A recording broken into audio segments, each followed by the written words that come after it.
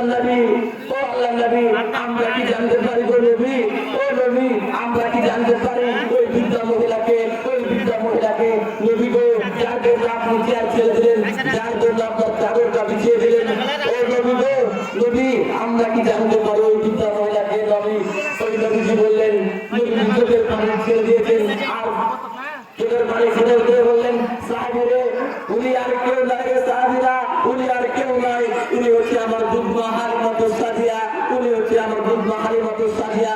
ওই বিশ্বনবী হযরত মুহাম্মদ সাল্লাল্লাহু আলাইহি ওয়াসাল্লাম উনার দুধ মাদেরকে এতই ভালোবাসেন, আর আমরা নিজের মাকে অতটুকু ভালোবাসি না, নিজের মাকে অতটুকু ভালোবাসি না। আমার ভাইরা, আজকে নিজের মাকে অতটুকু ভালোবাসি না, সবাই দুনিয়ার ভিতরে ব্যস্ত আছি, কিন্তু এই দুনিয়ার জন্য, কিছুদিনের দুনিয়ার জন্য আমরা কত কাজ করে বেড়াই, নামাজের কাজ করি, কত কি করে বেড়াই আমার ভাইরা, কিন্তু এই দুনিয়া ছেড়ে আরেকটা সামনে জীবন ঘুরে আছে, যে জীবন অনেক, এই দুনিয়াতে আমরা কেউ 60 বছর, কেউ 70 বছর, কেউ 100 বছর, কিন্তু সবাইকে কবর যেতে হবে, কবর কাউকে ছাড়বে না, এই দুনিয়া ছেড়ে একদিন সবাইকে যেতে হবে। আমার দাদা এই দুনিয়াতে ছিল, আমার দাদা আজকে নাই, আমার নানা ছিল, আমার নানা নাই, কেউ এই দুনিয়াতে থাকার জন্য আসি নাই, কেউ এই দুনিয়াতে থাকার জন্য আসি নাই। আর ওই কবর কাউকে ছাড় দিবে না।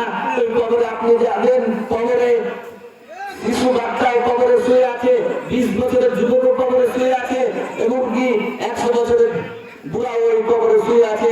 ওই কবর কাউকে ছাড় দিবে না, ওই কবর কাউকে ছাড় দিবে না।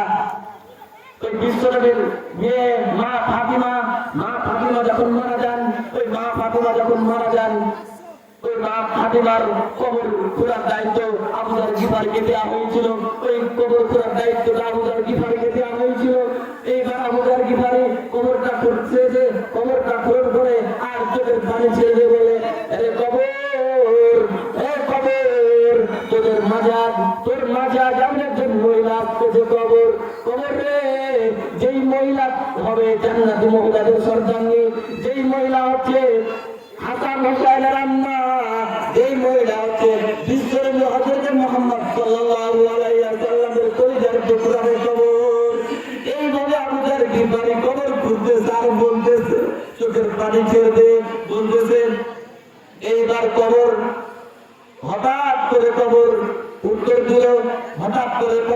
দিল, আরে আবু যর গিফারী, আমি কবর কোন মা ফাতিমাকে চিনি না, আমি কবর কোন জান্নাতি মহিলাদের সর্দারনিকে চিনি না, আমি কবর কোন বিশ্বনবীর মেয়েকে চিনি না।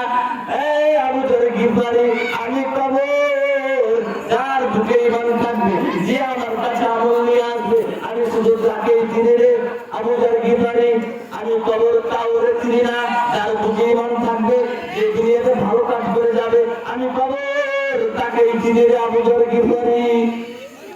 আবু যর গিফারী চোখের পানি ছেড়ে দিয়েছে। আমার ভাইরা, তাহলে দেখেন কবর কাউরে ছাড় দিবে না, কবরে ঈমান নিয়ে যেতে হবে।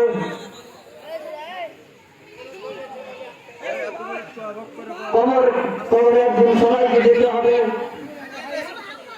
আল্লাহ রাব্বুল আলামিন যেন আমি যে কথাগুলো বললাম, এগুলো যেন প্রথমে আমাকে মানার এবং আপনাদের মানার প্রতিদান করে। সকলে বলে আল্লাহুম্মা আমিন। এই বলে আমার কথা ইতি করলাম, আলহামদুলিল্লাহি রাব্বিল আলামিন।